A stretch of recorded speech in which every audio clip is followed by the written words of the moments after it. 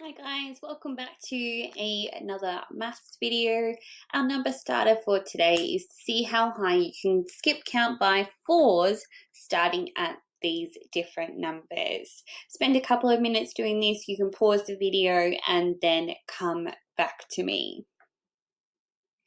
All right, let's keep going now that you've done that. Our learning intention for today is to solve problems that involve multiplication.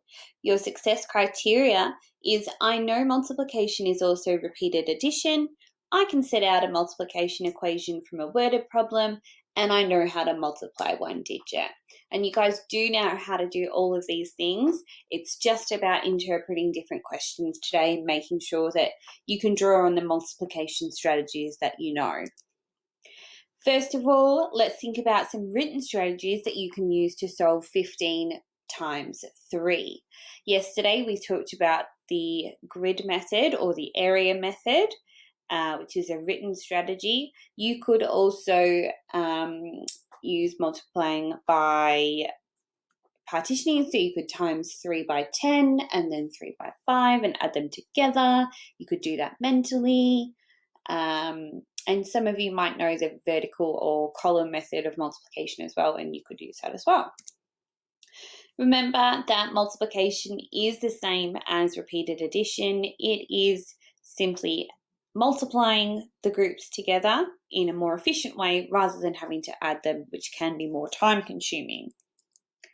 Today we're going to use our knowledge of mental, visual and written strategies for multiplication to solve worded multiplication problems. Try using the strategies you know already and the ones that we're practicing and that you might still be working on, okay? Because it's really important that you get experience using those. Some of the strategies that you might know for multiplication are drawing a picture of the groups and counting up the total, repeated addition, using your known times table facts to help you solve a bigger problem, multiplying by powers of 10, the grid or area method, or the column or vertical method. And all of these are perfectly valid strategies that you can use. You might even know some other ones as well. All right, guys, the first problem that we're going to solve today is there are 8 chocolates in a bag and Joseph has 6 bags to sell. How many chocolates are there in total? I'm a really visual person, so I'm going to actually start off showing you a visual strategy that I might use. And if I know that there are 8 chocolates in a bag, I might draw a bag which has an 8 in it. I'm not going to draw them out individually. And I know that he has 6 bags to sell.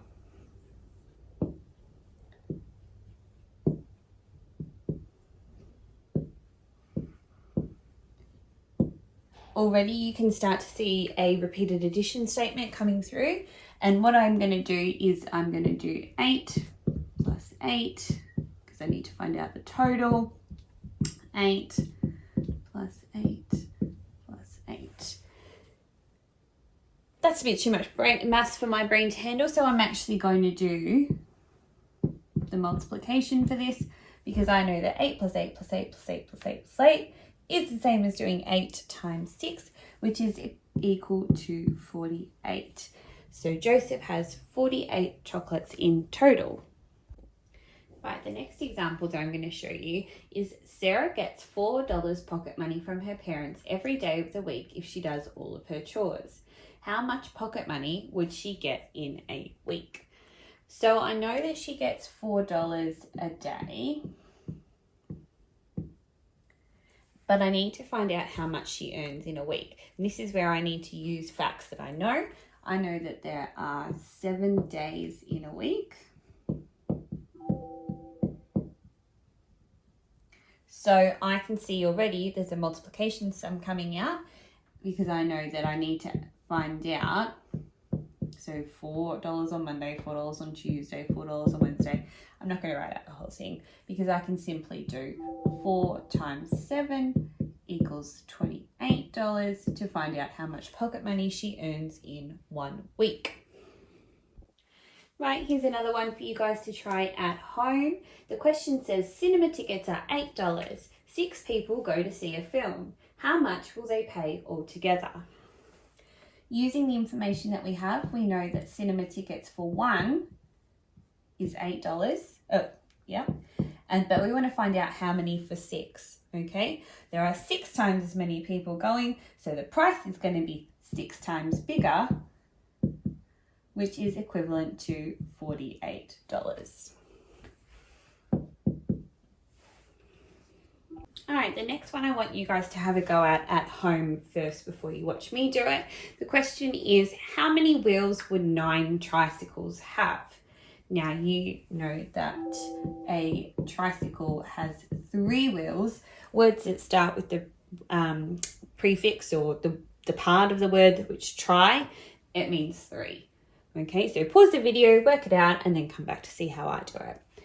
I know that a tricycle has 3 wheels, and if I have 9 together, and I need to know how many wheels altogether, I could do a repeated addition sentence, but I can already see a multiplication sum coming out here. There are 27 wheels on 9 tricycles altogether. I'm going to show you one more extension one now. The question says, a carpenter makes tables. Some have 3 legs and some have 4 legs. He plans to make 5 tables with 3 legs and 4 tables with 4 legs. How many legs will he need? So this is actually a 2-step problem. He says that he plans to make 5 tables with 3 legs each. So I'm going to work out how many legs that's going to be altogether first. And then he wants to make 4 tables with 4 legs. This is my legs here. And I'm going to work out how many legs that is altogether, and then I'm going to add those answers together. I know that 5 times 3 is 15. I know that 4 times 4 is 16, and then I'm going to add those 2 together. So 31 legs altogether. Alright guys, I'm going to show you another example using a slightly larger number.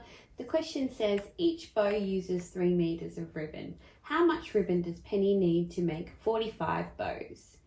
So I can see that our multiplication sum is going to be 45 times 3. And now this is a great chance to practice the grid method that you've been practicing. First of all, I'm going to do it the other way today just because some of the questions were the other way. And just so you can see that it works exactly the same. I'm actually going to put 45 on this side now and 3 here. Don't worry, it's going to be exactly the same as if I'd put it here. I'm going to partition 45. And I'm going to start multiplying. I know that 3 times 4 is 12. So I know that 40 times 3 is 120. I know that 3 times 5 is 15. And then I'm going to add those 2 together to make 135. Okay, so my answer, Penny needs 135 meters of ribbon to make 45 bows.